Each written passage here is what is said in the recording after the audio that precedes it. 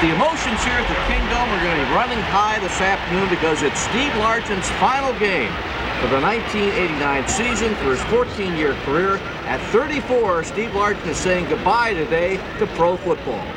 And last, Steve, we would like to unveil in the first member inducted into the Ring of Honor, Mr. Steve Largen.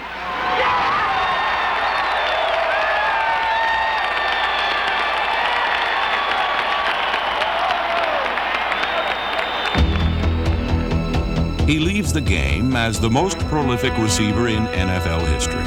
But the retirement of the Seahawks' greatest star also marks the passing of one era and the beginning of another.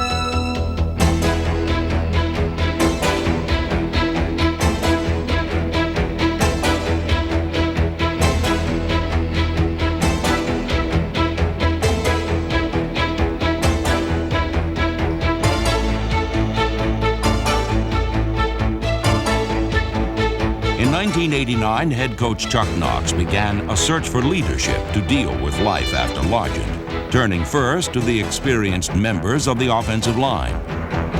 Center Grant Fiesel, 9-year guard Edwin Bailey, 12-year veteran Mike Wilson, tackle Ron Mattis, and 6-year mainstay Brian Millard.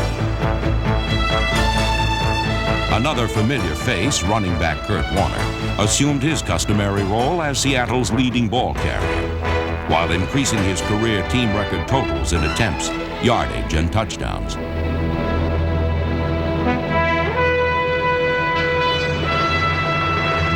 But the passing game was where the Seahawks best moved the football. Leading the attack was 10-year veteran Dave Craig, who played in his third Pro Bowl while becoming Seattle's all-time leading passer. Craig's targets included Pro Bowl teammate Brian Blades, along with tight end Robert Tyler and wideouts Paul Scansey and Jeff Chadwick.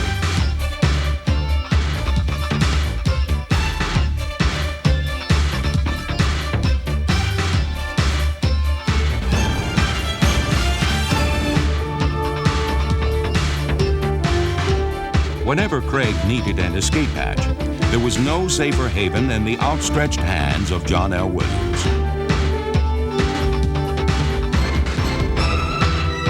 As the club's second leading rusher, John L. provided additional punch to the running attack, but was most dangerous when used in the Seahawks aerial game.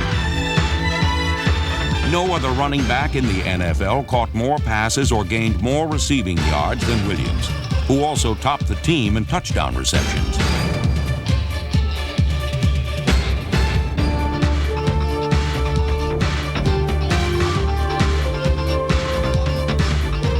John L. Williams, pro football's top pass-catching runner, and a key to Seahawks' success in the post-Largent era.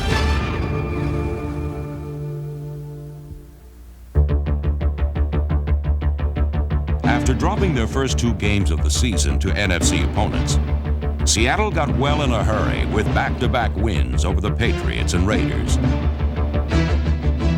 Seahawks offense all of a sudden is charged up here at the Patriot 27. Craig's back to pass. Might go deep. Goes for it. The end zone. Touchdown Seahawks! Lewis Cloud and Craig hit him right on the money.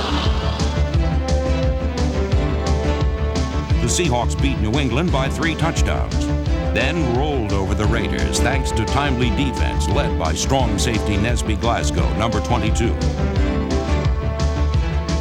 Also contributing was a well-balanced attack that featured a 100-yard day from Kurt Warner, plus scores from John L. Williams and Brian Blades. Here's Craig, couple of steps back, throws one down toward the left sideline in the end zone. Touchdown Seahawks to Blades! Blades took off like he was shot out of a cannon down the left sideline.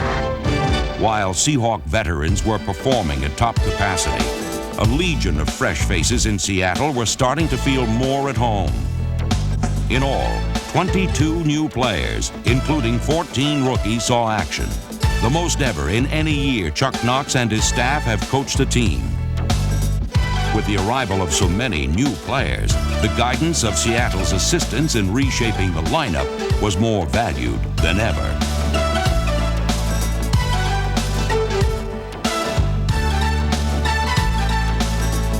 Even with all the newcomers on the roster, there was one group of athletes as familiar to Seattleites as the Space Needle.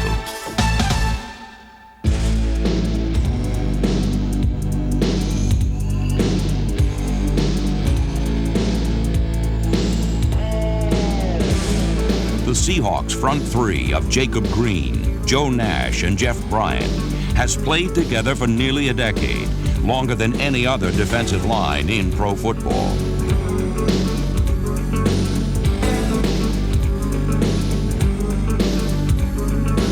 Green, Nash, and Bryant know each other's moves as well as they know their own.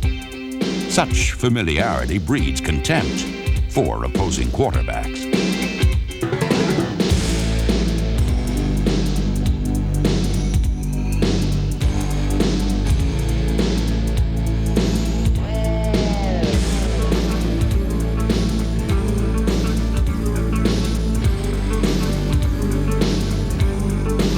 With additional support from Roy Hart, number 63, the line helped to define the roles of the entire Seahawk defense. We've grown to trust one another. You do your job, I'll do mine, everyone fulfilling their own assignment, and I think that's been the key to us playing as well as we have. We're an attack-type defense, and we've come with a lot of varied looks, and I think it keeps people guessing a little bit. And you see around the league that the good defenses are the ones that keep people guessing and are always attacking rather than sitting back and waiting for them to come at them. Wyman and the linebacking core of Tony Woods, Darren Como, M.L. Johnson, Brian Bosworth, and Rufus Porter used multiple coverages and complex rush techniques to chop down ball carriers and stir up the intensity of Seattle's defensive play.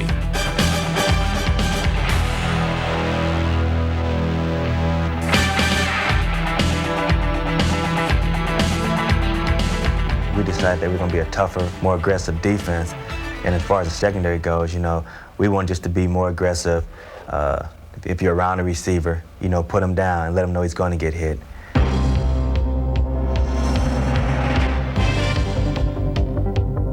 Opposing receivers tested Seattle's defensive backs at their own peril, risking telling blows from Harper, Hunter, Glasgow, Robinson, Jenkins, Moyer, and Hollis. Better coverage and punishing hits helped Seattle's secondary to finish among the AFC's top 5 in pass defense.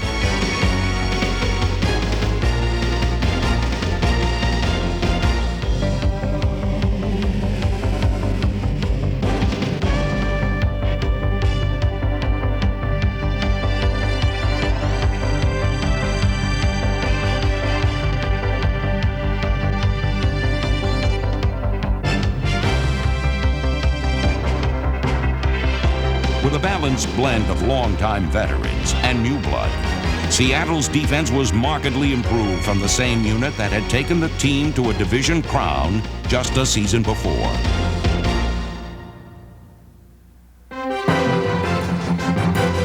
With a kick from Ruben Rodriguez or Norm Johnson, Seattle's renowned special teams were off and running, and opposing returners were in for nothing but trouble.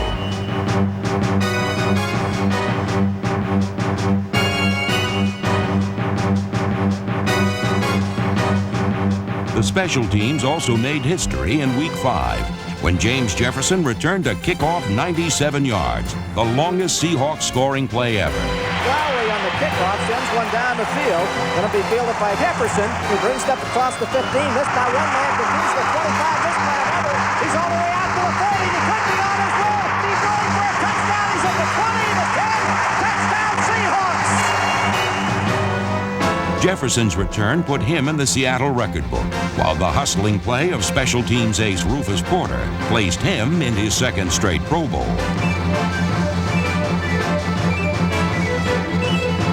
Porter continued to excel as the conference's finest special teams player. But in 1989, Rufus expanded his role defensively as the Seahawks' designated pass rusher. Well, I think my skills are my small size and it's my speed and quickness. So that's what I try to use on a guy that's 300 pounds or a guy that's 290. I know he can't really move as quick as I can, so I just try to use that against him. And the role I play is trying to put pressure on the quarterback, you know, keeping everything inside of me and hopefully get a sack. That's such great effort. I've seen Rufus get blocked 2 or 3 times by 2 or 3 different people on a play, and he'll still keep hustling. He's able to make moves and be under control at full speed somehow. And that's the thing that's really struck me about Rufus Porter rushing the quarterback.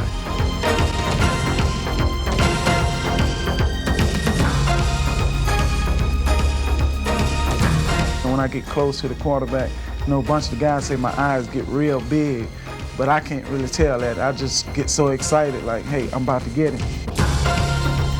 Porter got to the quarterback more than any other Seahawk, finishing among the AFC's top pass rushers with the most sacks ever by a Seattle linebacker.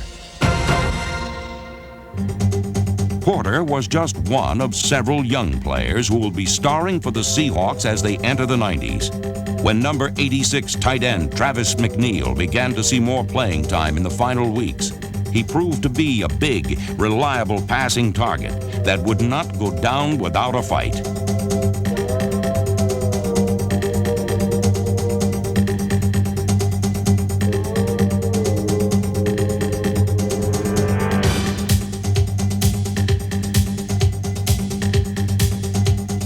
McNeil made the NFL All-Rookie squad, as did tackle Andy Heck, number 66. Seattle's top draft pick out of Notre Dame became a fixture at left tackle by mid-season, using his massive frame to clear paths for the Seattle running game.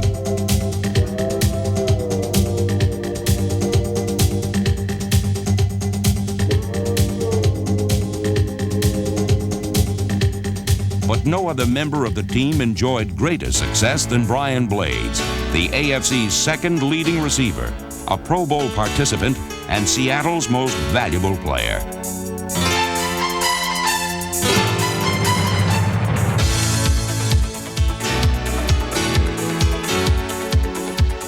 In only his second season, Blades amassed impressive statistics, but also earned the respect and confidence of his teammates.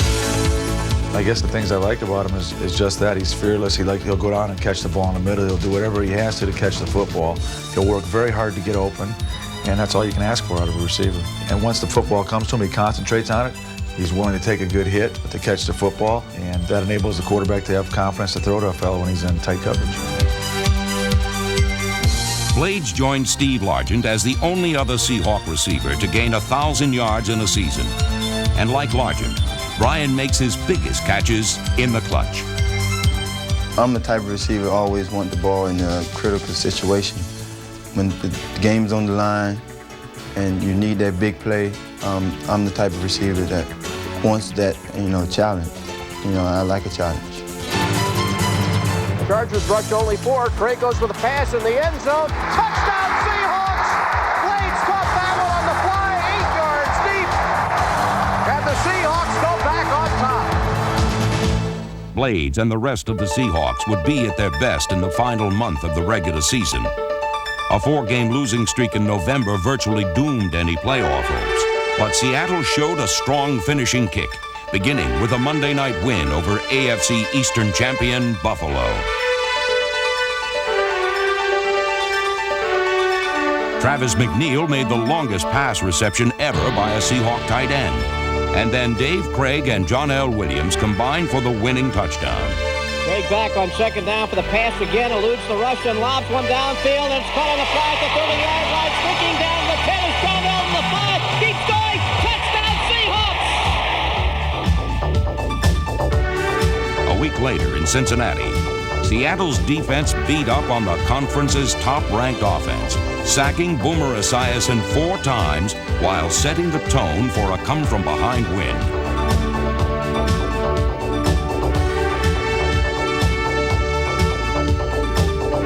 Craig's back to pass, has a lot of people there. Craig throws upfield, catch is made, 41 is Cincinnati, Blades is off to the races and could take it all the way. Touchdown Seahawks! A fourth-quarter touchdown by Kurt Warner wrapped up the victory against the defending AFC champs, setting the stage for a nationally televised battle under the dome. The opponent was the arch-rival Raiders, but that did not keep the Seahawks from reeling off their third straight win. Brady will operate out of the shotgun. He's at the 15, now throws in the end zone. Touchdown Seahawks to John L. Williams. With their late-season surge over playoff contenders, Seattle concluded the '89 campaign with a positive feeling that they would be back in 1990, eager to reclaim their division championship. On December 10th, 1989, Steve Largent finally seized the last meaningful NFL receiving record that had eluded his grasp. Second down, 7. Meanwhile, Seahawks down 10-0. Cincinnati 10-yard line. Best penetration. Craig back the pass. Little pump fake now. Looks, throws to the end zone. There it is. Touchdown Seahawks, number 100. And that long pursuit of Don Hubson's career touchdown reception in the NFL is over, and Steve Largent has number 100. Yet with only 2 weeks until his retirement, Steve used that moment to give rather than receive.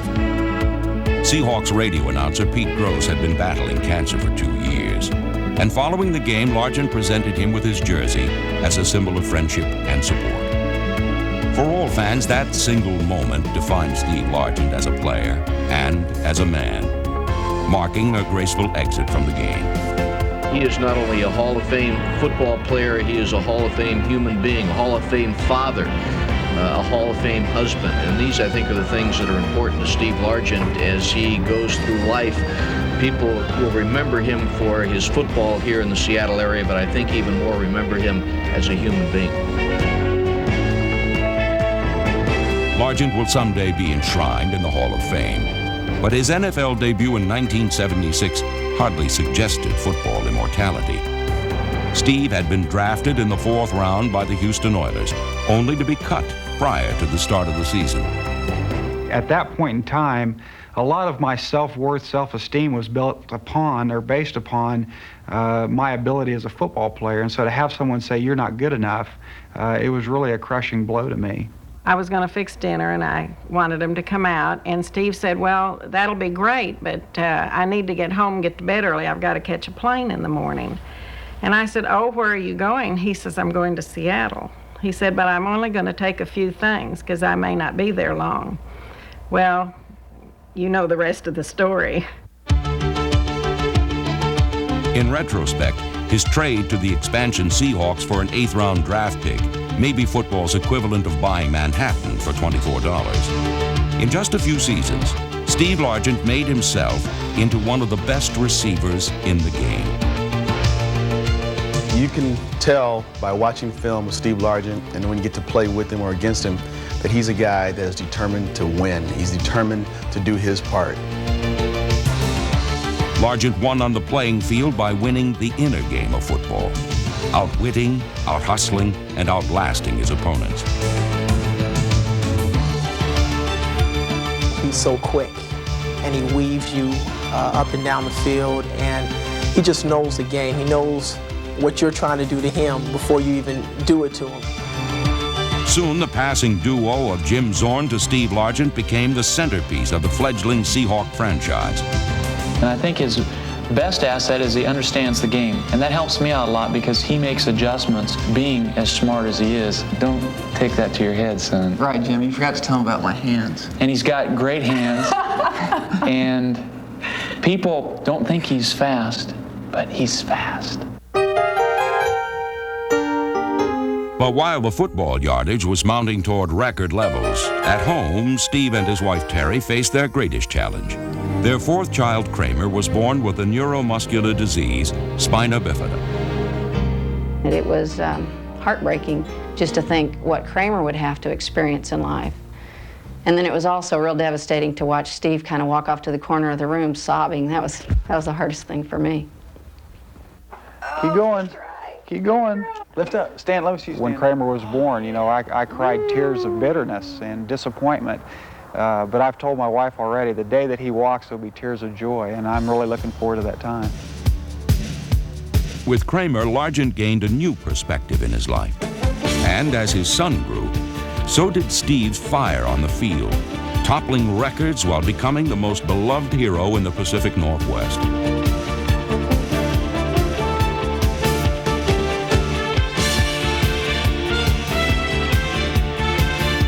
has meant to the Northwest area as much as anybody has to any franchise in the history of the game, because he was there from day one. He has broken all the records. He's endured the change of the game itself, and the whole time he's been successful, he's been humble, and he's maintained a great level of class. To have him not be like in my locker next to mine and not see number 80 up there, personally, I think they should just leave that locker alone and not do anything to it ever. I've been very lucky and privileged to have the opportunity to throw to a receiver of the caliber of a Steve Largent. I mean, to do it for 14 years like he has, I don't see that happening in professional football for a long time, if ever at all. Largent leaves the game with more catches for more yards and more touchdowns than any player in league history. But now, the Seahawks must begin a new era without him. And Chuck Knox knows what it will take to succeed. There are no problems in life, only challenges, that you must have a plan as to how you're going to attack the challenges that you're presented with. And football definitely teaches you that. It teaches you the perseverance to stay with the task at hand. You see, as a football coach, I never want to walk the sideline and feel that like I'm out there fighting everybody on the other team and coaching staff by myself. I like to feel like, hey, we're all together in this. And all I want you to do is play as hard as you can play, maximize the talent that you have. The torch has been passed to the next generation of Seahawks. By responding to the challenges ahead, Seattle's future stars may soon be writing football history of their own.